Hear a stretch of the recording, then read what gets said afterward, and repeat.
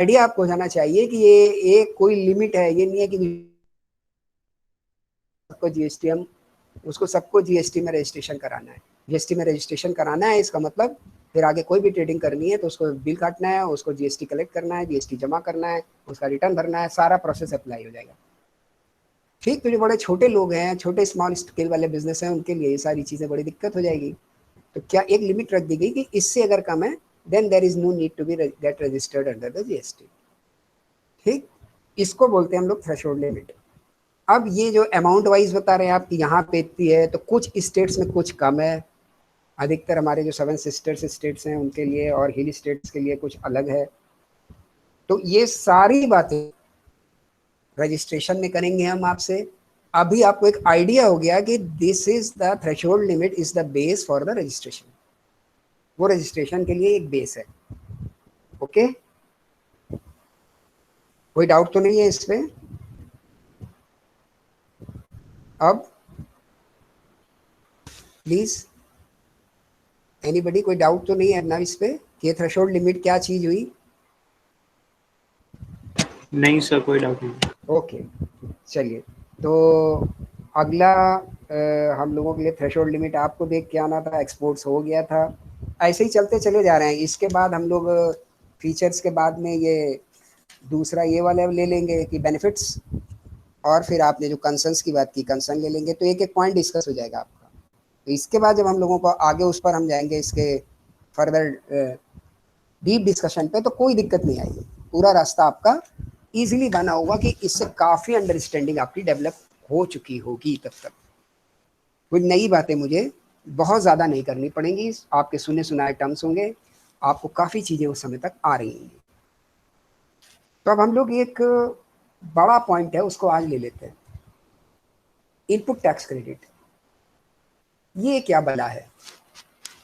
और यही सबसे बड़ी बला है। ठीक, अब इसका एक आइडिया देंगे। जैसे हर चीज़ का आप अभी फीचर्स में एक आइडिया ले रहे हैं, तो इसका एक आइडिया ही अभी आपको हम देंगे फर्दर, क्योंकि इसमें बड़ी कॉम्प्लेक्सिटी आगे आगे आ जाएंगी कि क्या क्या कैसे होगा, तो वो उसका फिर आपको फर्दर आगे आइडिया देंगे हम आपको। ठीक, एक चैप्टर इसका पूरा आएगा, what do understand by the input tax credit. मैंने कल भी बोला था आपको कि यही पूरी प्राण है, यही इसकी पूरी जान है। ठीक, तब ये क्या होता है बेटा? तो पेन कॉपी उठा लीजिए आप, जैसे जैसे मैं बताता जा रहा हूँ उस हिसाब से थोड़ा थोड़ा लिख लीजिएगा, आपको इंटरेस्ट भी आएगा लास्ट में इसको जानने के बाद। तो जब हमारे यहाँ पर जीएसटी छोड़िए वैट भी लागू नहीं था, तो क्या होता था? हमारे यहाँ ट्रेडिंग तब भी होती थी, सरकारें टैक्स तब भी लेती थी। तो कौन सा टैक्स चलता था? Sales tax. Clear? Sale tax चलता था, ये स्टेट वाइज कलेक्ट होता था। ठीक, अब क्या है कि यूपी में एक हम जर्नल रेट ले लेते हैं, आपके लिए कंफ्यूजन नहीं बढ़ाते, कि कोई एक प्रोडक्ट ऐसा है कि जिसके ऊपर मान लीजिए 10% का टैक्स रेट है, और इत्तफाक से वो सेल टैक्स के ज़माने में भी एक यूनिफॉर्म उसने नेचर ले लिया था, यानी हर स्टेट लगभग उस पर 10% ही लगा रहा था। ठीक ना? वरना और आपके लिए दिक्कतें बढ़ जाएंगी सोचने की और काम करने की, क्योंकि अब आपको पेन पेपर से काम भी करना है इस पर, तब ये चीज़ अच्छे से समझ आएगी। ठीक, तो कोई चीज़ अगर 100 रुपए की है, मान लीजिए कोई प्रोडक्ट 100 रुपए का है और वो यूपी में बिका, और यूपी के किसी बंदे ने उसे खरीद लिया, तो कितने का बिक जाएगा? 110 रुपए का। 100 रुपए उस सामान की कीमत, 10 रुपए का सेल्स टैक्स। ठीक ना? 110 रुपए का बिक गया, आपकी जेब से क्या गया? खरीदने वाले की 110 रुपया। ठीक है ना? 110 रुपए गया, सरकार को क्या मिला? 10 रुपए का टैक्स। यहां तक सारी बात क्लियर? तो ये तो विद इन स्टेट है। अब एक एग्जांपल हम लोग लेते हैं कि इसी सामान को 100 रुपए वाले को अगर एमपी का कोई ट्रेडर खरीदता है यूपी के किसी ट्रेडर से, अब आपको पेन पे बनाना पड़ेगा, trader X of UP, trader Y of MP. अब यूपी वाले ट्रेडर ने जब बेचा तो उसने क्या, वो कितना टैक्स लेगा एमपी वाले से? 110 रुपए। अब वो एमपी पहुंच गया, अब एमपी वाला ट्रेडर उसको कितने का बेचेगा? Now this tax which is paid by the trader of the MP, 10 rupees, that would be going to be included in the cost of product. Agree करेंगे ना आप? कोई भी व्यापारी अपनी जेब से तो बेटा पैसा देगा नहीं। अगर कोई 100 रुपए की चीज वो 10 रुपए टैक्स उसको देने पड़ गए तो उसे तो 110 की पड़ी। अब उस 110 की चीज पे मैं एक और आसान एग्जांपल बढ़ा देता हूं कि वो कोई प्रॉफिट नहीं लेता, जिससे केवल आपको टैक्स का खेल समझ में आए। अगर वो कोई प्रॉफिट नहीं लेता तब भी अगर उसके पास कोई फर्दर कंज्यूमर पहुंचता है हमारे आपके जैसा, तो कितने की बेचेगा? 110, क्योंकि अब 110 की तो उसको पड़ी है, उससे सस्ती तो वो दे ही नहीं सकता, और 10 रुपए टैक्स लगाएगा, क्योंकि एमपी गवर्नमेंट कहती है मेरे यहाँ कुछ बिकेगा तो 10% का टैक्स है, तो 11 रुपए टैक्स लगाएगा वो 10% के हिसाब से। अब वो कितने की बेचेगा? 110 प्लस 11, 121 की। बात समझ आ रही है आपको? मतलब चीज में अगर हम ये एग्जांपल ले लें कि कोई प्रॉफिट भी नहीं जुड़ा, लेकिन अगर वो केवल चेन टू चेन चेंज हो रही है और यहाँ केवल मैंने एक one progression of the chain आपको दिखाया विदाउट प्रॉफिट, तो भी हमको कितना एक्स्ट्रा पे करना पड़ गया कंज्यूमर को? 100 रुपए की चीज के 21 रुपए, जो कि यूपी वाला अगर डायरेक्ट कंज्यूमर खरीद लेता तो कितने देता? 110 रुपए। समझ आ रहा है आपको कि जब हमारे यहाँ जीएसटी लागू नहीं था तो क्या हुआ करता था कि अगर स्टेट टू स्टेट अगर कोई गुड्स ट्रांसफर हो रहे हैं तो वो कंज्यूमर तक आते आते उनकी दशा क्या हो जाती थी? That such tax is going to be included in the cost. वो कॉस्ट में शामिल हो जाते थे, और यहाँ पर मैंने कोई वैल्यू एडिशन तो जोड़ा ही नहीं आपके लिए। अभी इतनी बात समझ आ गई है अच्छे से? तो फिर Yes, थोड़ा sir. आगे बढ़ते हैं हम। Yes sir. ओके, अब क्या हुआ कि जब ये चीजें दिखने लगी तो सरकार को, या जो बाहर पैटर्न चल रहे थे, कई जगह पर कई सारे ऐसे टैक्सेस आ चुके थे कि जो इन चीजों को इलिमिनेट करना चाहते थे। क्यों? कि सरकार जनता का दुख दर्द देख नहीं सकती, ऐसा मत समझिएगा, इसलिए नहीं करना चाहते थे। ठीक, सरकार जनता की जेब से पैसा ज्यादा जाए बड़ा उसको दुख होता है, इस कारण से कोई सुधार नहीं हुआ। उसके और भी बहुत सारे कारण हैं। ठीक, ये सुधार इस कारण हुए कि मनी लोगों की जेब में ज्यादा रुक जाए, तो आगे खर्च करोगे तो जब भी कुछ खरीदोगे तब टैक्स दोगे, तो सरकार की जेब में तो टैक्स जाना ही जाना है एनी हाउ। ठीक, तो व्हाट इज द थिंग, क्या एक चीज इंट्रोड्यूस होती है, वैल्यू एडेड टैक्स। बहुत ध्यान दीजिएगा, जो आपने एग्जांपल बना के रखा है, the trader X of UP and the trader Y of MP and the cost of good is ₹100, इतना ही है ना, and the tax rate is 10% which is uniform. ये हमारे एजम्पशन है फॉर दिस प्रॉब्लम। तो अब हम जब वैट अप्लाई हो रहा है तो क्या होगा इस केस में? इस केस में ये होगा कि the tax which is collected by the UP government, ठीक है ना, अब जो ये टैक्स कलेक्ट हुआ, ठीक, 110 रुपए का, अब क्या हुआ फर्दर, और आसान कर लो इस एग्जांपल को, जो सेकंड ट्रेडर है वाई उसको भी यूपी का ही मान लो, छोड़ दो एमपी वाले को, तो और हम आपका कंफ्यूजन कम कर दे रहे हैं। तो अगर ये जो आपका सेकंड ट्रेडर है वाई वो भी यूपी का ही है, लेकिन लाख यूपी का हो, अगर वो 10 रुपए टैक्स दे के आया है तो उसकी कॉस्ट तो 110 रुपए हो गई, वो तो आपसे 121 ही रुपए लेगा 10% टैक्स लगा के। एग्री? तो अब ये जो मिस्टर वाई है यूपी के, जब वैट लागू हो गया तो क्या हुआ कि सरकार ने ये व्यवस्था दी, या ये होने लगा हमारे एग्जाम्पल में जो हम लोगों ने डिस्कस किया था, कि जो 100 रुपए पे और 110 रुपए जो टैक्स लगा, 10 रुपए टैक्स लगा और कॉस्ट सेल प्राइस बन गई 110 रुपए। फर्दर जब वाई के पास पहुंचती है और वाई सेल करेगा उसको, तो वाई कितना आपसे टैक्स चार्ज करेगा? बताइए, वाई कितना टैक्स आपसे चार्ज करेगा? वैट के केस में 100 रुपए the cost of the product plus 10 rupees of the tax, 110 ही रुपए आपसे चार्ज करेगा। ठीक, अब आपको बड़ा ताज्जुब हो रहा होगा यार कि वो जो 10 रुपए उसकी जेब से गए, तो यार आदमी दुकान बंद करे, ताला लगाए और ताली दे दे सरकारों को। तब गवर्नमेंट ने ये व्यवस्था दी, क्योंकि ये टैक्स ऑलरेडी मेरे पास कलेक्टेड है 10 रुपए का, ठीक, तो जो आपने 10 रुपए कलेक्ट, ठीक है ना, आपने जो ये कलेक्ट करे हैं 10 रुपए, ये हम आपको लौटा देंगे। आप ये जो 10 रुपए कलेक्ट करके जमा कर रहे हो मुझको, या तो हम पुराने 10 में से इसे एडजस्ट करा देंगे जो आपको टैक्स पड़ा है, मतलब वाई को। एक एक नाम भी दे दीजिए सुंदर सुंदर।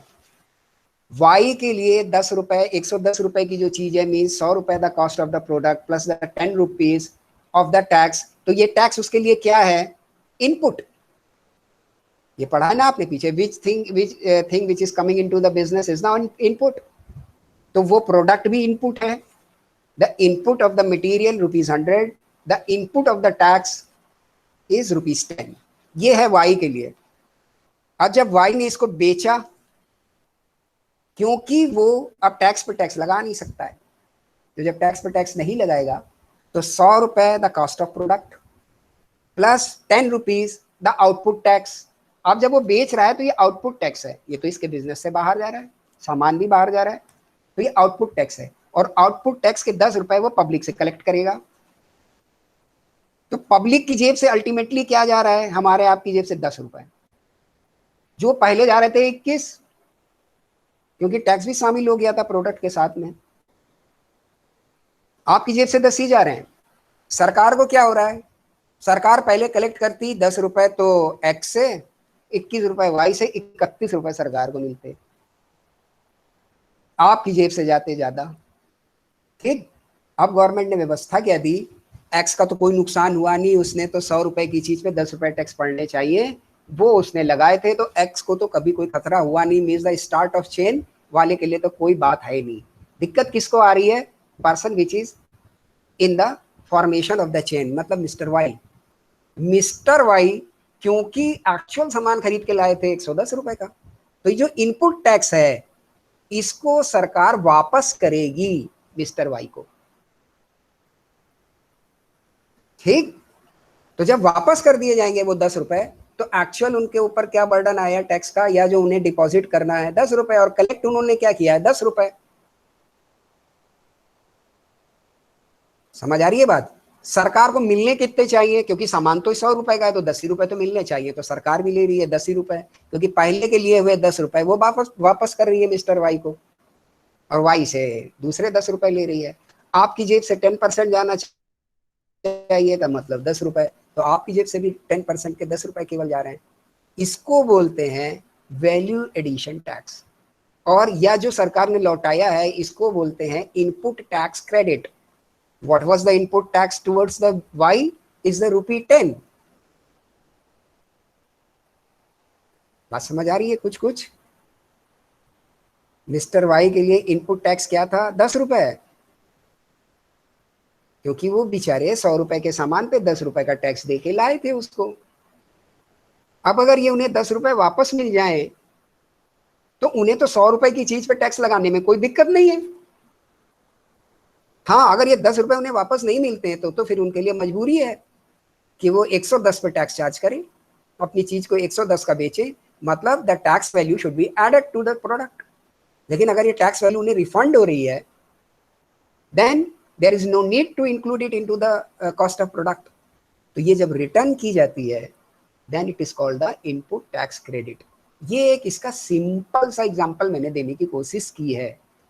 Now take your time of 1 or 2 minutes, और इस पे जो क्वेरी आपको आ रही हो, क्योंकि अभी आ रही होगी, बड़ा नया टाइप का कॉन्सेप्ट है, तो आप पूछ सकते हैं हमसे, क्योंकि सारा बेस जीएसटी का इसी पे टिका है, ये समझ लीजिए आप। तो ये बड़े अच्छे से समझ आना जरूरी है। और जिसने पेन पेपर पे इसको बनाया होगा उसी के दिमाग में रुकेगा, वरना उसे मेरी केवल आवाजें याद रहेंगी, 100 रुपए 10 रुपए, 100 रुपए 10 रुपए, इनपुट आउटपुट। तो प्लीज इसको ड्रॉ जरूर करिएगा। Now please raise the question if any question you have regarding the discussion. इसको फिर आगे और इनलार्ज करूंगा, तो अगर यहाँ पे आपने नहीं पूछा तो आगे फिर और दिक्कत होगी आपको। तो दिक्कत आ रही है तो यही पूछ लीजिए। सर इस तरीके से सर जो गवर्नमेंट ने सर 10 रुपए टैक्स वाई से लिया और उसके फिर वाई को पहले का टैक्स वापस कर दिया सर, इस तरीके से हाँ सर्कुलेशन ऑफ मनी हो रहा है ना सर, मतलब मार्केट में सर ये एक तरीका है ना सर्कुलेशन ऑफ मनी करने का। हाँ बिल्कुल है। अभी ये बात समझ आ गई, बस इतना मेरा पूछना है। अब इसके हाँ इफेक्ट्स यस क्या सर। है, बेनिफिट क्या है, इसको हम क्या समझे, ये आगे डिस्कशन के लिए रखते हैं। ये बात समझ आ गई ना सबको कि ये ये सर हुआ क्या। सवाल आया तो मैंने पूछ लिया। नहीं ठीक, अच्छा किया बेटा। तो ये चीज तो समझ आ गई ना कि ये क्या है। हाँ हाँ हाँ ओके, यस सर। तो अब इसमें वैल्यू एडिशन कहाँ पे आएगा। ये तो मैंने बिल्कुल सिंपल एग्जांपल आपको दे दिया। इसमें वैल्यू एडिशन कहाँ पे आएगा यार। कोई अगर मिस्टर वाई हैं, वो बेचारे अगर 100 रुपए की चीज खरीद के ला रहे हैं तो 100 रुपए में बेच रहे हैं, तो वो फिर वो तो एनजीओ चला रहे होंगे, एनपीओ होगा उनका, नॉन प्रॉफिट ऑर्गेनाइजेशन। नहीं, वो लाना खरीदना खर्चा काम करने वाले लोग, इनको तो घर से देंगे पैसा। एग्री। तो अगर कोई भी बिजनेसमैन है तो not on the there are not on the cost on the purchasing itself, so many cost which are involved with the purchasing. अब उन्होंने अगर कुछ खरीदा है तो उसके साथ में उनको उसका ट्रांसपोर्टेशन देना पड़ा होगा, कैरिज इनवर्ड होगा, कोई स्टोर होगा, वहां पे सामान रखना पड़ेगा, उसको काम कर रहे होंगे, उनका किराया खर्चा होगा, और वो भी बेचारे परिवारदार होंगे, उन्हें भी तो कुछ प्रॉफिट कमाना है। And all these things are called the value addition towards the product. भाई जो उसकी बेस कीमत है 100 रुपए का, जो एग्जांपल मैंने दिया उसी को आगे बढ़ाता हूँ। 100 रुपए की चीज खरीदने पर इनको आप नोट भी करते जाइएगा आप, तभी बिल्कुल क्लियर होगा। 100 रुपए का जो वो प्रोडक्ट खरीद के लाए, उस पर हम मान लेते हैं कि 5 रुपए कैरिज इनवर्ड लगा। लिख लीजिए 5 रुपए carriage inward. 10 rupees storage and office expenses, 5 rupees distribution and outward carriage cost। ठीक, तो 20 रुपए तो इनके ये जुड़ गए, 5 5 और 10। अब इन सबको करने के लिए कुछ प्रॉफिट की इच्छा वो भी तो रख रहे होंगे, तो वो प्रॉफिट जोड़ेंगे अपना। तो मैं मान लेता हूं कि उन्होंने 20 रुपए प्रॉफिट भी ले लिया, या 10 रुपए ले लिया, 10 रुपए रख लीजिए, तो 140 रुपए की चीज हो गई अगर 10 रुपए का प्रॉफिट है तो। ये राइट है जो पर्सन अगर दूसरी चेन में है कि वो कुछ वैल्यू ऐड कर सकता है, क्योंकि वैल्यू तो ऐड होगी होगी। आप सब बिजनेस स्टूडेंट है, सब समझ रहे होंगे, सबने थोड़ी थोड़ी मार्केटिंग, थोड़ा थोड़ा अकाउंट्स पढ़ा है कि जब भी गुड्स ट्रांसफर होगा कुछ कॉस्ट क्रिएट करेगा वो। अगर कॉस्ट क्रिएट कर रहा है तो वो कॉस्ट तो प्रोडक्ट का हिस्सा बनेगी। हमने केवल टैक्स को उस प्रोडक्ट के हिस्से से हटाया है। बिजनेसमैन को वो अपनी रियल कॉस्ट को ऐड करने की छूट है, एज वेल एज प्रॉफिट लेने की भी छूट है। वो चाहे 10% रुपए प्रॉफिट ले या 100 रुपए की चीज पे 50 रुपए प्रॉफिट ले, ये उसकी इच्छा है। ग्राहक की गर्ज होगी तो खरीदने आएगा, वरना नहीं आएगा। इस पे कोई रोकथाम यहाँ पे नहीं है। ठीक, गवर्नमेंट रोकथाम करती को दूसरे कारण होते हैं, ब्लैक मार्केटिंग, होर्डिंग, वो अलग इशू है। ठीक, तो हम एक एग्जांपल लेते हैं कि अब 140 की बिकी। अब अगर 140 की बिक रही है तो वाई, अब क्या होगा वाई के लिए, 140 of the product and 14 rupees as per the rate of the 10% is the output tax. Are you getting? 14 rupees as per the output tax. Then Mr. Y have to deposit rupees 14 towards the government, which he is collected against the sale of the such product, or he is a facility to adjust his input tax credit of rupee 10 and just deposit rupees 4. बात समझ आ रही है आपको? जो value add कर रहा है second chain में, थर्ड चेन में, फोर्थ चेन में, ये चेन कितनी भी लंबी हो सकती है। कि हम एक मैन्युफैक्चरर सोच लें, फिर एक होलसेलर सोच लें, फिर एक रिटेलर सोच लें, फिर रिटेलर का सब रिटेलर सोच लें, तो ये चेन कहीं भी जा सकती है। हर लेवल पे वैल्यू भी ऐड हो सकती है, लेकिन हर लेवल पर ये आईटीसी का एडजस्टमेंट हो जाएगा mister X Y Z A B C D E F G एड एंड सो ऑन के बीच में। देखिए कंज्यूमर क्या पे करेगा, रियल। अब सामान कितने का हो रहा था, 100 प्लस 40 140 का, 10 रुपए के हिसाब से उसने 14 रुपए का टैक्स बनना चाहिए, वही कंज्यूमर ने दिया, 154 सेल प्राइस हो गई। ठीक, मिस्टर वाई को 14 रुपए कलेक्ट करके जमा करने चाहिए थे। ठीक, तो उन्होंने 14 रुपए कलेक्ट किए और जमा किए, लेकिन वाई ने वैल्यू जितनी एडेड की थी उतना ही टैक्स बढ़ना चाहिए था, तो उन्होंने 40 रुपए बढ़ाए थे अपने सामान में, तो पीछे के आईटीसी के 10 रुपए उन्हें वापस मिल जाएंगे, 4 रुपए की टैक्स लायबिलिटी उनके ऊपर बनेगी, वो भी ऑलरेडी कलेक्टेड है, वो जमा कर दें। This is called the VAT, value addition tax, जो जीएसटी के पहले चलता था। कुछ बात समझ आई? प्लीज इस पे एक एक कदम पे मुझे ये जरूर पूछना पड़ेगा कि समझ आ गया भैया, तब तो आगे चलना यस सर। फायदेमंद, वरना दिक्कत होगी। Yes sir. और इसको नोट डाउन यस जरूर सर, आ करना गया। बेटा, तुम इसको नोट डाउन जरूर करना, वरना गायब हो जाएगा। जो भी जब सामान जाते समय हमारा होता है तो उसमें प्रोडक्ट प्लस आउटपुट टैक्स होता है। ठीक, आते समय जब हम सामान को खरीद रहे होते हैं तो इनपुट टैक्स होता है, और इनपुट टैक्स के अगेंस्ट हमें क्रेडिट मिलती है, यानी वो हम सरकार से वापस ले सकते हैं। इसीलिए जो इनपुट टैक्स होता है उसको हम कॉस्ट में नहीं जोड़ते हैं। ये वैट का एक पैटर्न है, सेल टैक्स के बाद ये पैटर्न अप्लाई हुआ हिंदुस्तान में। जीएसटी के पहले तक ये पैटर्न चल रहा था हिंदुस्तान में, विच इज कॉल्ड वैट। ठीक, ट्रेडिंग में इसको बोलते हैं वैट। अब ये चेन भी बेटा आप बढ़ा सकते हैं, हमने तो 2 चेन का एग्जांपल दिया जिससे जल्दी अच्छे से समझ आ जाए। ये 2 से 3 भी हो सकती है, 3 से 4 भी हो सकती हैं, और हर लेवल पे वैल्यू एडिशन भी हो सकता है, तो हर लेवल पर टैक्स एडजस्टमेंट भी होगा। अभी 1-2 क्लास हो जाए, जब इसकी मेन क्लास हो जाएगी आईटीसी की, उसके बाद हम आपको न्यूमेरिकल क्वेश्चन भी डाल देंगे इसके, ट्राई करिएगा। अगर न्यूमेरिकल कहीं से बनते हैं तो यहीं से बनते हैं आपके लिए इस सब्जेक्ट में। बाकी इनकम टैक्स की तरह इसमें उतना दर्द नहीं है कि ढेर जगह से न्यूमेरिकल बन रहे हैं, बाकी बहुत कुछ थ्योरेटिकल है, पर समझना जरूरी है। ये एरिया ऐसा है कि जो कोर एरिया है, कि कल को अगर आप किसी इंडस्ट्री में पहुंचते हैं, या आपके घर में भी कोई बिजनेस है, या आप किसी बिजनेस से जुड़ रहे हैं, यहीं पर ही उसका सारा खेल है। उसको थ्रेशोल्ड लिमिट से और इन सब चीज़ों से, रिटर्न से बहुत मतलब नहीं है, उसको मतलब इससे ही है बस, एडजस्टमेंट ऑफ टैक्स और इनपुट टैक्स का क्लेम, क्या जमा करें, क्या एडजस्ट होगा, इसी से सबसे ज्यादा मतलब है। ठीक, तो ये वैट का एक हल्का उदाहरण आपको समझ आया? जी सर।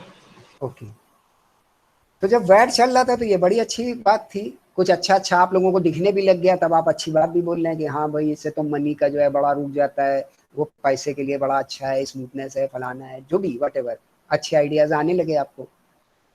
अब ये यूपी में अलग चल रहा है, एमपी में अलग चल रहा है, महाराष्ट्र में अलग चल रहा है, नागालैंड में अलग चल रहा है, सब जगह के अपने अपने वैट है।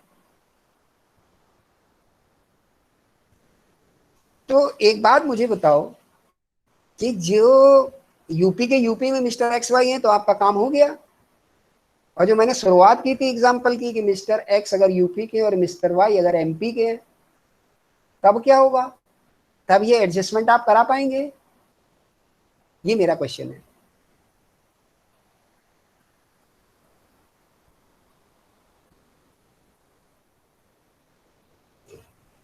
और इसका जवाब 6 को देना है भैया, मुझे नहीं देना। अगर ये मिस्टर वाई एमपी के हैं और मिस्टर एक्स यूपी के हैं, तो ये जो वैट एडजस्टमेंट है, is it is possible in the VAT regime?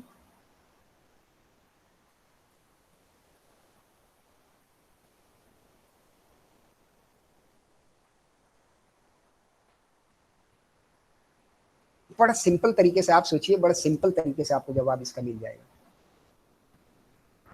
Sir ये तो सेंट्रल गवर्नमेंट, सेंट्रल मतलब बेटा अभी वो। रोल में ही नहीं है, सेंट्रल कहीं रोल ही में नहीं है, ये तो स्टेट का सब्जेक्ट होता है ट्रेड पे टैक्स लगाना, जीएसटी आया नहीं अभी तक।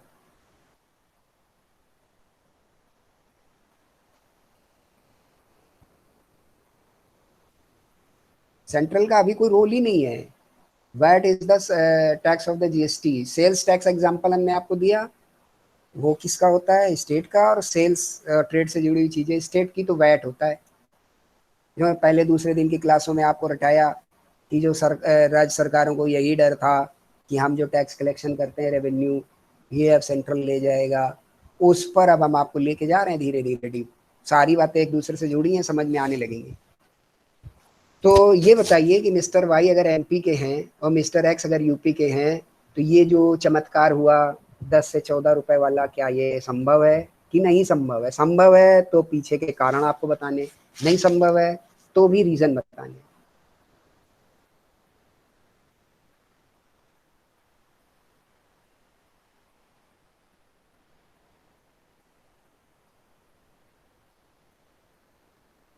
बताओ यार।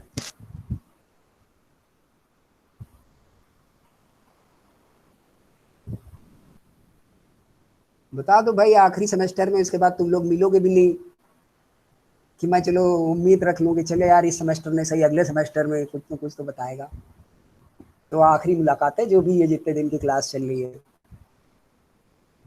और सर उसके वेट बाद तो डिस्ट्रीब्यूशन चैनल के बीच में लगती है ना सर, तो यहाँ पे पॉसिबल नहीं होगा हाँ ठीक है ना, तो वैट का काम। डिस्ट्रीब्यूट, यस यस, तो डिस्ट्रीब्यूशन चैनल में एक जो हमारी जो चेन है उसका एक बंदा यूपी का है, एक बंदा एमपी का है।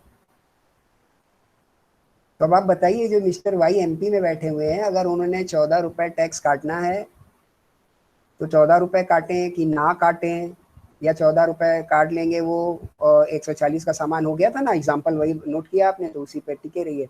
तो 10 रुपए वो वापस ले पाएंगे?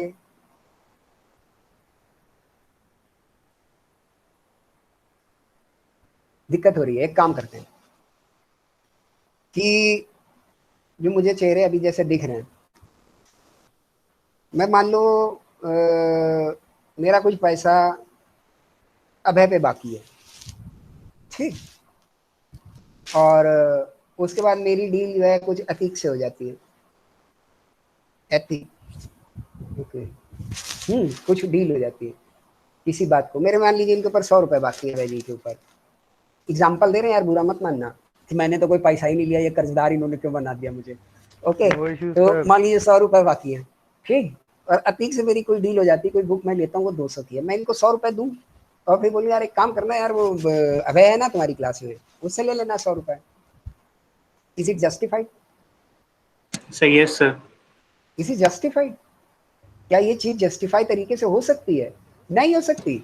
No sir. क्यों नहीं हो सकती? आप कह देंगे भैया, आप ये कह सकते हो कि यार मेरी उतनी पटती नहीं है, अरे बड़ी अच्छी पटती हो तुम लोगों में, हम एग्जाम्पल में बात कर रहे हैं, तो यस सर। आप कह सकते हो मेरी जो है उसे पटती नहीं है, तो या सर वो तो दिवाली की छुट्टी में गांव गया, 4 महीने बाद आएगा, मुझे तो आज जरूरत है। So many reasons.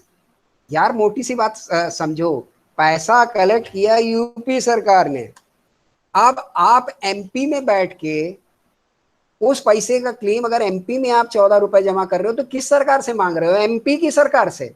आप कहाँ रजिस्टर्ड हैं वैट में? वाई एमपी में। एमपी की सरकार से कहोगे 10 रुपए लौटाओ, तो वो कहेगी मेरी जेब में आए नहीं तो मैं कहां से लौटाऊं? Are you getting? Yes sir. भाई एमपी की गवर्नमेंट कहेगी कि ये जो 10 रुपए आप अपना बता रहे हो इनपुट टैक्स जिसकी क्रेडिट मांग रहे हो, प्रभु ये तो यूपी में दे के आए हो, वहां जाके लियो, मेरी जेब में कहाँ आया जो मैं तुम्हें 10 रुपए दे दूं? सर समझ गए। बात समझ आ रही ना अच्छे से? यस या सर। इसका रिकॉर्ड कौन रखेगा कि किसने कितने का किससे खरीदा था और कहां से कौन गया था? कोई भी कोई सा बिल लेके चला आएगा कि ये पैसा वापस कर दो। अब इसको कौन मिलाएगा? अब एमपी की गवर्नमेंट सारे बिल उठा के भेजे यूपी सरकार के पास कि जरा इनका मिलान करो और बताओ, तो यार अपनी जेब में आया हुआ पैसा किसी को देते हुए अच्छा नहीं लगता। सही बात है या सर। कितनी बड़ी चीज हो जाएगी, 28-29 स्टेट है, एक दूसरे से रोज इसी का पत्राचार होता रहेगा। बात समझ आ रही है? अगर funds collected with the different government और उनके पास उसका सवर्जिन राइट है, आपका कॉन्स्टिट्यूशन उसका राइट देता है कि ट्रेडिंग पर स्टेट टैक्स लगा सकता है, और उन्होंने कलेक्ट किया, तो दूसरी गवर्नमेंट उसको कैसे दे देगी यार? उनकी जेब में तो वो फंड ही नहीं आया, वो पैसा ही नहीं है उनके पास। बात समझ आ रही है? बिल्कुल नहीं देगी। तो प्रायर टू जीएसटी रिजीम दिक्कत क्या होती थी कंज्यूमर्स को? कि जब इंटर स्टेट ट्रेड हो जाती थी, अब वो घटना होती थी कि अगर ये मिस्टर वाई 110 का सामान लेके गए तो उन्हें मजबूरी में 110 पर 40 रुपए जोड़ के 150 रुपए पर टैक्स लगाना पड़ता था। बात समझ आ रही है? क्योंकि अब उनकी मजबूरी है, उन्हें वो 10 रुपए जोड़ने पड़ेंगे। अगर वो नहीं जोड़ेंगे तो उन्हें तो वापस मिलने वाले नहीं है एज इनपुट टैक्स क्रेडिट, क्योंकि वैट स्टेट का सब्जेक्ट होता है। हमारे यहाँ इतने सारे स्टेट और यूनियन टेरिटरी हैं, कैसे एडजस्टमेंट होगा? इसलिए जीएसटी लाया गया। तभी जब आप पढ़ रहे थे कि what are the features, it is a comprehensive VAT nature. GST में आपने एक पढ़ा था, कॉम्प्रिहेंसिव वैट नेचर, यानी जो ये वैट है, मैंने क्या बोला, पिछले की जितनी चीजें चल रही थी इनके ऊपर एक अम्ब्रेला डाली गई है। बदला बहुत ज्यादा कुछ नहीं है, उसके ऊपर एक अम्ब्रेला डाली गई है। कि जो वर्ड एक धोखे से ये बोल गए थे अभय बोल गए थे कि सेंट्रल गवर्नमेंट, तो एक ऐसी कोई चीज चाहिए, एक ऐसा मैकेनिज्म चाहिए जो इनके बीच में भी या तो इंटर रिलेशन करा पाए या खुद इसका निपटारा कर दे। तो अगर ऐसा हो जाता है तो ये चीज हो जाएगी। Yes, hand raise by the Abhishek. Yes Abhishek, anything you have to ask? आपका हैंड रेज दिखाई दे रहा है। ओके, तो गरिमा का तो है एंड्रेस। बात समझ आ रही ना? ये तो इसलिए जीएसटी लाया गया। उसने क्या किया, सारे स्टेट्स के वैट के ऊपर वो आ गया एक तरीके से। तभी वो क्या करता है, इंटर स्टेट ट्रेड में क्या ले लेता है, आईजीएसटी, कि अब ये जो लेन देन का पैसा है ये मेरे पास आ गया, आगे बटेगा कैसे ये आगे डिस्कस होगा। आपको आईटीसी का अंदाजा होने लग गया कि क्या चीज है ये? वैल्यू एडिशन का अंदाजा होने लग गया कि क्या चीज है ये? सर वैट में सर थोड़ा अभी भी कंफ्यूजन हो रहा है मेरे को। हाँ बोलो बोलो। सर मतलब नॉर्मल आईटीसी तो समझ में आ गया, लेकिन सर वैट समझ में नहीं आ रहा सर अभी भी। हाँ बताइए। जैसे सर आपने अभी एग्जांपल जो बोला था। हाँ, और स्पेसिफिक हो जाओ, और स्पेसिफिक हो जाओ, मुझे पता चले कहाँ पे दिक्कत हो रही है। सर मतलब जो आपने बोला ना सर, जैसे मैं अभी से ले लेता 100 रुपये जो आपको मुझे देने थे, मतलब जो उधार थे अभी पे, नहीं नहीं, सर तो वो मुझे तो समझ मैंने, में नहीं आया आप कैसे, मतलब आपने एग्जांपल लिया था ओके लेकिन ओके सर फिर एग्जाम्पल, भी ठीक ठीक ठीक कंफ्यूजन ठीक हो ठीक गया मैं। ठीक, कंफ्यूजन। चलो एग्जाम्पल के हिसाब से, दूसरे हिसाब से समझ लेते हैं। बिल्कुल जो हम लोगों ने लिखा हुआ है उस थ्योरेटिकल हिसाब से समझ लेते हैं। मिस्टर एक्स ऑफ यूपी, ठीक, उन्होंने 100 चीज खरीदी हुई है और उनको पड़ी है विद टैक्स 110 रुपए की। अब मिस्टर वाई उनसे खरीद के ले गए 110 रुपए की, ठीक ना? उन्होंने 10 रुपए चार्ज किए और मिस्टर वाई को बेच दी 100 रुपए की अपनी चीज। मिस्टर वाई को, और वो मिस्टर वाई एमपी के है, उनको 110 की पड़ी, ठीक है ना? उनको 110 की पड़ी, उनको 110 की पड़ी। तो हम लोगों ने जो वैट का एग्जांपल डिस्कस किया था उसके हिसाब से उन्होंने फर्दर उसके ऊपर अपने सब 30 रुपए के प्रॉफिट और वैल्यू एडिशन डाला, खर्चे अर्चे मिला के वो 140 की बेचनी है। वैट के एग्जांपल के हिसाब से उनको 14 रुपए लेने चाहिए थे 10% के, और उन्हें 10 रुपए इनपुट टैक्स क्रेडिट वापस मिल जाती। तभी तो वो 14 रुपए ले पाएंगे कि 100 रुपए की कॉस्ट प्लस 40 रुपए का एडिशन, तो वो 14 रुपए ले, तो उन्हें 10 रुपए वापस मिल जाएंगे, ठीक ना? लेकिन अगर उन्हें 10 रुपए वापस नहीं मिल रहे हैं तो वो 10 रुपए भी तो कास्ट में जोड़ देंगे वो टैक्स वाले, तो 150 की बेचेंगे और 15 रुपए टैक्स लेंगे, आपको 165 की मिलेगी कंज्यूमर को। ये ऐसा इस कारण होगा क्योंकि दोनों राज्य वैट लेने के लिए खुद में स्वतंत्र हैं और उनका इंटर एडजस्टमेंट नहीं है। एग्जाम्पल मेरा इसलिए था कि कंज्यूमर इज लाइक अ ले man and the as like class student to me, as like the governments towards the consumer। भाई किसी भी व्यापारी के लिए सभी सरकार तो सरकार हैं। वो व्यापारी अपने यहाँ की सरकार से कह सकता है कि आप भी सरकार, यूपी भी सरकार, अरे यूपी को मैं 10 रुपए टैक्स दे के ले आया हूँ यार, वो लौटा दो भैया, हम 14 जमा कर रहे हैं। समझ आ रहा है? ऐसा एग्जाम्पल था कुछ, कि अगर मैं, मुझे कुछ रुपए इनसे लेने तो मैं कहूँ भैया तुम इनसे ले लेना। बात समझ आ रही है ना? तो एमपी नहीं लौटा पाएगा क्योंकि उसकी जेब में तो आया ही नहीं है। तो जब वैट चला करता था तो एक राज्य से दूसरे राज्य जब कोई सामान जाता था तो वहां पर आईटीसी अवेलेबल नहीं हो पाती थी, because ITC with in state काम करती थी। मतलब जहां पर हर स्टेट का वैट है, जहां पे वो वैट काम कर रहा है। अब कुछ समझ आया? यस सर, अब समझ में आ गया सर। ठीक ना? Yes sir, yes sir. इतनी सी बात है केवल। हम्म। ठीक ना? वो जो मिस्टर वाई हैं वो किससे पैसा मांग रहे हैं, किसको उन्होंने उधार दे रखा है? मिस्टर उधार के तरीके, एग्जाम्पल के तरीके से मैंने बोल दिया कि वो मिस्टर उन्होंने यूपी गवर्नमेंट को दे रखा है। एमपी गवर्नमेंट कहेगी यार जिसको दिया है उससे जाकर समझो, हमको हमारी जेब में तो आया नहीं, मैं कैसे एडजस्टमेंट दे दूं? तो ये डिफरेंट डिफरेंट थे। तो जब जीएसटी आया तो इसने इसके ऊपर एक अम्ब्रेला डालने का काम कर दिया, इसलिए जीएसटी की नीड थी। यस सर, समझ। ठीक ना? और सारी कंट्रीज इसको इसलिए फॉलो अप कर रही थी। अब एक उस कंपनी की जरा कल्पना कर लो भाई, हमारे देश की है, एमएनसी है, 10 स्टेट में सामान भेज रही है। अब क्या होगा उसका बेचारी का? उसका सामान जो महाराष्ट्र में बिकेगा वो सस्ता होगा, और महाराष्ट्र से लाके यूपी में अगर उसने बेच दिया तो महंगा हो जाएगा। कारण महाराष्ट्र में जब बिका तो उसको जो टैक्स देना देना ही है, और यूपी महाराष्ट्र से एमपी यूपी में ट्रांसफर कर दिया तो वो ट्रांसफर का टैक्स, और उसके बाद में फिर वो अब जब नया बेचे तो फिर टैक्स, क्योंकि वैट तो इंटर एडजस्टेबल है नहीं। समझ आ गई बात ये? तो what is the ITC? ITC is the claim of the tax which is already paid in between the transaction of goods. Transaction of goods में बेचने पर जो गुड्स टैक्स लगते हैं उनकी अगर मुझे इनपुट की क्रेडिट मिल जाती है तो इसको बोलते हैं आईटीसी। वैल्यू एडिशन के लिए आप स्वतंत्र हैं, तो वैल्यू एडिशन आपका जो भी है वो लगता चला जाएगा।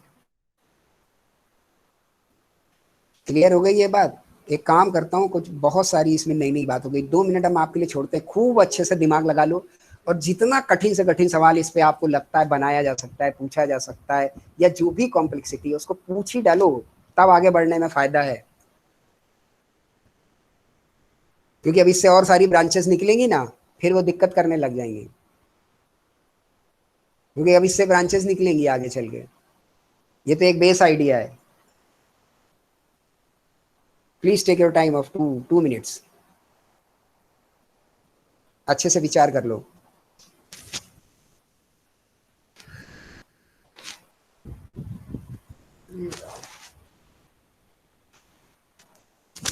यस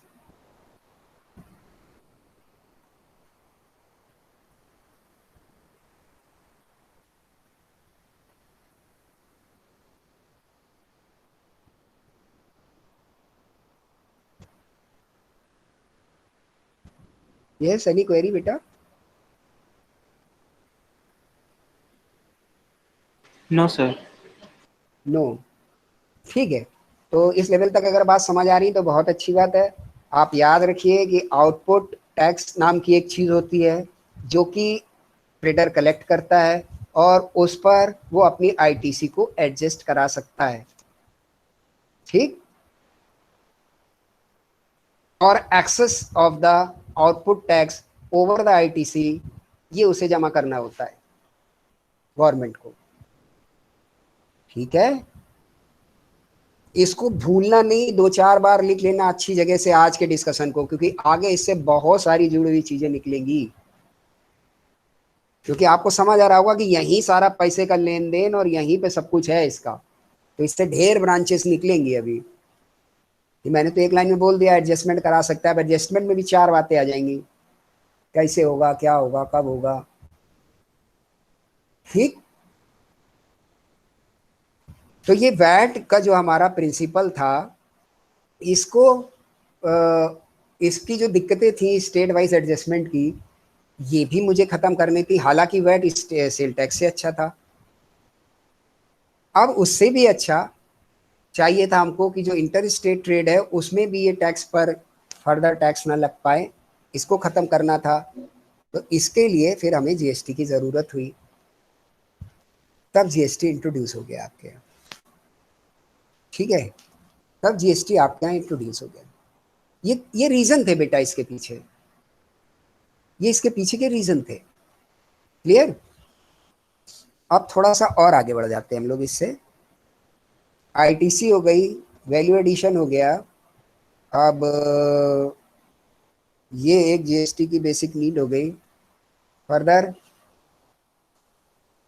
इस पॉइंट को जब आगे आ जाता है तो आगे फिर हम लोग और डिस्कस कर लेंगे।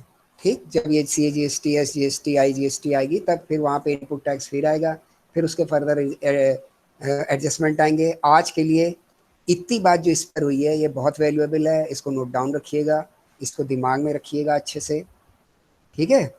और जब ये दिमाग में घुसी रहेगी तो जो इसकी क्लास आएगी उस समय ये पूरी हेल्प करेगी और आप तेजी से उस पर आगे चल पाएंगे। तो ई फाइलिंग ऑफ रिटर्न्स की भी कल कुछ बात हो गई थी। ई फाइलिंग ऑफ रिटर्न्स में कल हम लोग का फोकस कहाँ पर चला गया था? Payment and refund. इसमें एनएफटी क्या है, आरटीजीएस क्या है, इसकी कुछ कुछ बात हुई थी। ठीक, मुझे लगता है वो भी बात काफ़ी हद तक आपको क्लियर हो गई होगी। तो ई फाइलिंग ऑफ रिटर्न में हमने पेमेंट और रिफंड की बात कर ली आपसे, लेकिन ई filing of return means a perfect type of mechanism of IT is needed. एक पूरा मैकेनिज्म चाहिए जो आईटी से जुड़ा हुआ हो, तब तो आप ई फाइलिंग कर पाएंगे। तो इसमें आप कितने स्टेक होल्डर्स और कितने प्लेयर हो सकते थे, इसके लिए डाला क्या गया है गवर्नमेंट की तरफ से बना के? जीएसटीएन। ठीक,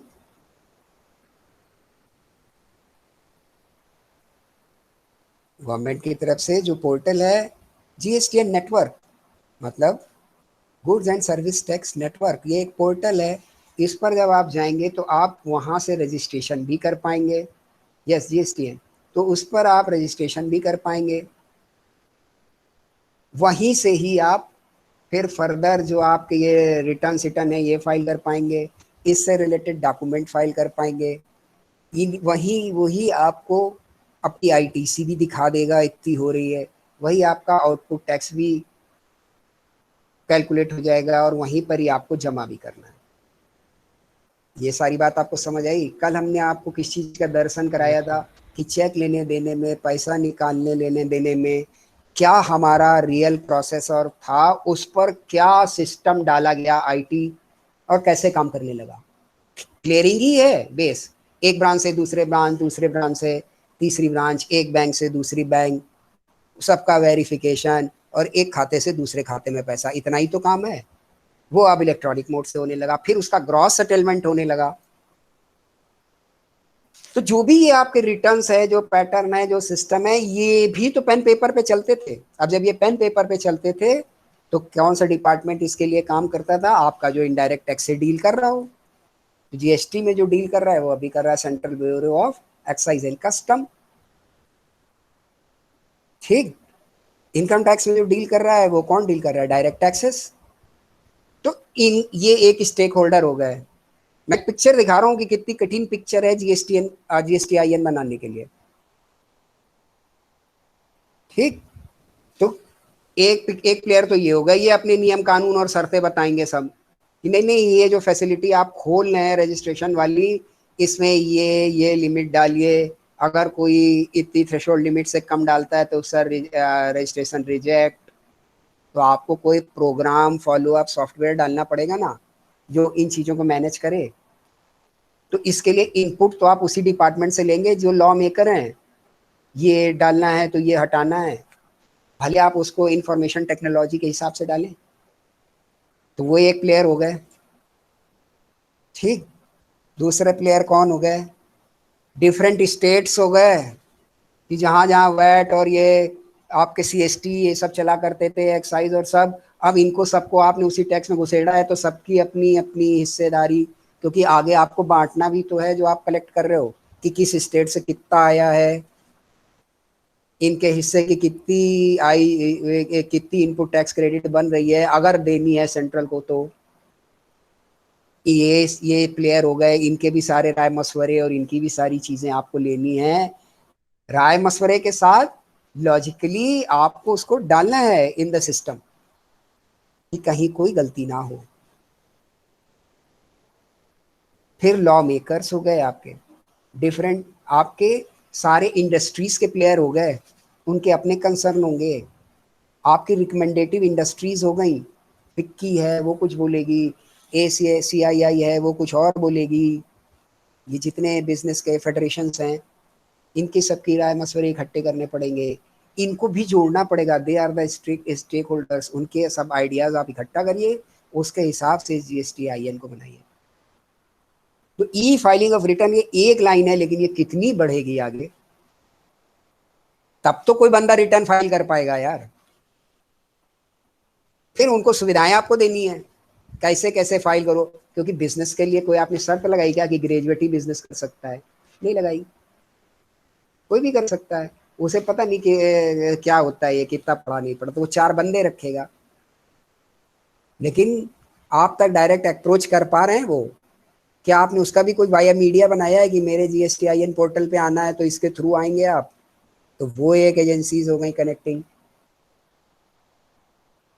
कितने सारे जुड़ते चले जा रहे हैं, और फिर आपको पेमेंट से रिलेटेड है, आप तो आपका टैक्स तो पेमेंट ही है, तो फिर बैंक्स हो गए।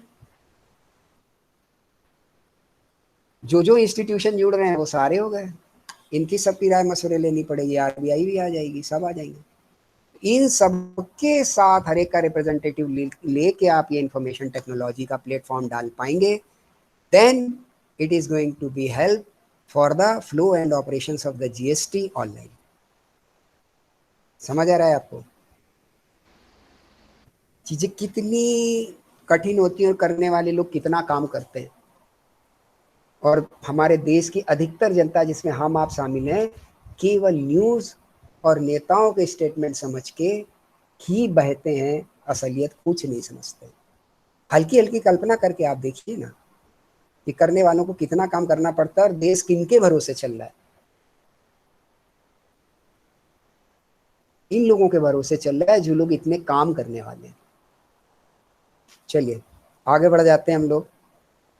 हल्का सा इसका भी हमने आपको दे दिया। दूसरा tax deduction on payment made. तो TDS, यार 1:05 हो रहा, आपका टाइम है, बाद में भी कोई क्लास होगी? 4 मिनट हो गया मेरी घड़ी से।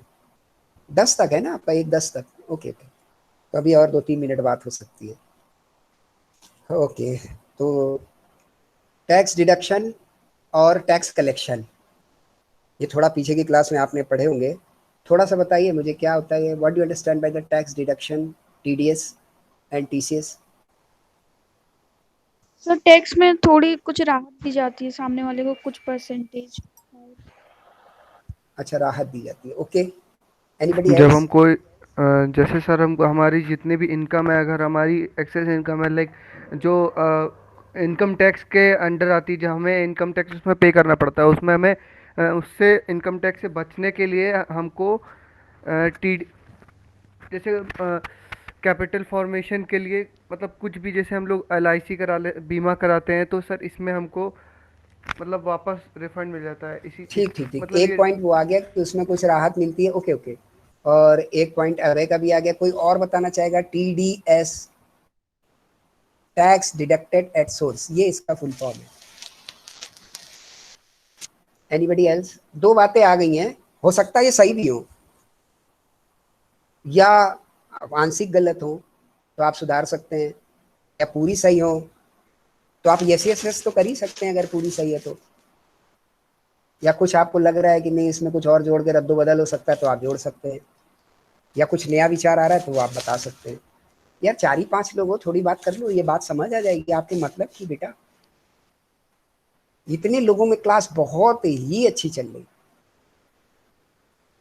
मेरा निश्चित निश्चित मत है कि आप जरूर कुछ ना कुछ सीख रहे होंगे जो लाइफ में काम आएगा। एग्जाम तो पास होंगे ही आप,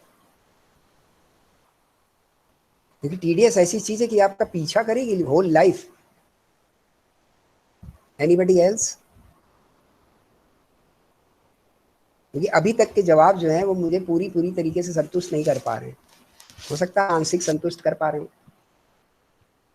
सर जैसे कि हम लोग की पर ईयर कुछ इनकम है, उसमें से हम कुछ डोनेशन कर दे रहे हैं चैरिटी के लिए, तो जो डोनेशन ठीक कर ठीक रहे हैं उस पार्ट में हम लोग TDS का क्लेम कर सकते हैं।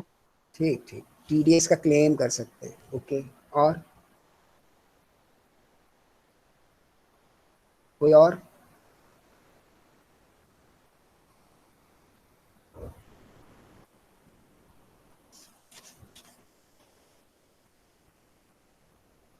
आप लोगों के जितने जवाब आए, जिन्होंने दिए नहीं वो तो बेचारे पानी में उतरे नहीं, कि कौन यार तैराकी के चक्कर में पड़े।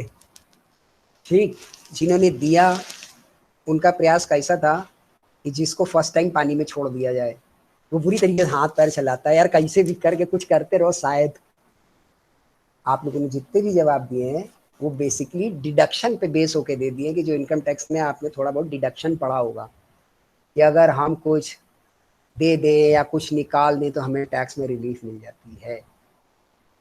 ठीक, सारे के सारे जवाब आपके सेक्शन 80C to 80U के दायरे में आप दे रहे हैं मुझे, ऑफ इनकम टैक्स मतलब डिडक्शन। ये बेटा बिल्कुल अलग चीज है, ये टैक्स डिडक्टेड एट सोर्स है, TDS।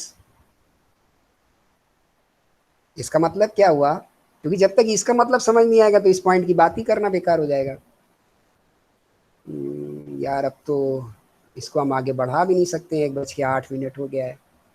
ओके, तो होमवर्क है आपके लिए कि TDS और TCS इसको आप देख के आएंगे कि ये क्या बला है।